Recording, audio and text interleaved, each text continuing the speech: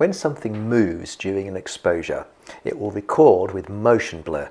Now, how much motion blur depends on the speed of the subject, the distance from the lens, and also the shutter speed that you use. So let's have a look at how that works. This first technique is where you deliberately blur the static background, but not the moving subject.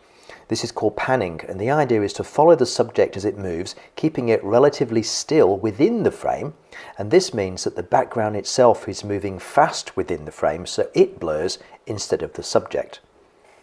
I use manual focus and I lock it on a spot where the subject is likely to be. Then, using a shutter speed of maybe 1/8 of a second, I swing round at the same speed as the subject is passing, keeping the subject mostly still within the frame. As they say, your mileage may vary and the success rate will be low at first, but pixels are free, so keep shooting until you have a keeper. The zoom motion blur effect is more of a trick than anything else, but it does give you a sense of implied movement and drama to an otherwise static subject.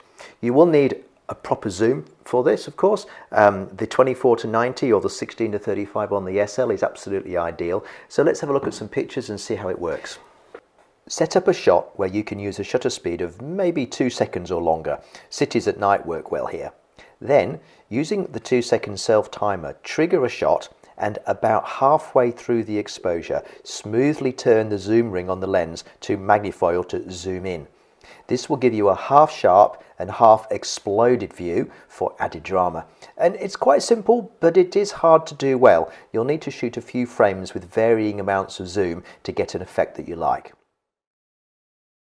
For the long exposure motion blur technique, the idea is to keep the camera absolutely static on a tripod, use a relatively long exposure of maybe 1 second or more, and let the subject naturally move during the exposure so it records as a line rather than a sharp point. Let's have a look at some pictures and I'll show you what I mean. Traffic at night works well. The lights on vehicles record as long, bright lines, and you can have fun with different length exposures. The other classic long exposure, of course, is waterfalls, where the falling water looks like a feathery mist rather than sharply frozen droplets. In full daylight, you will not be able to achieve a shutter speed slow enough to record movement in a pleasing way, and this is where the strong neutral density filters come in. A 10-stop filter will force shutter speeds to be much slower, and so moving objects can record as blurs, even clouds if the exposure is really long.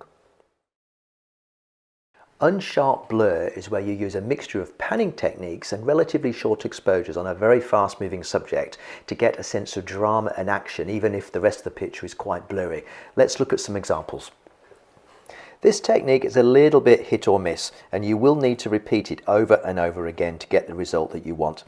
This image of motorcycles in Vietnam was shot at 1/4 of a second, which has left the centre bike sharpish, but has left the other bikes really blurry.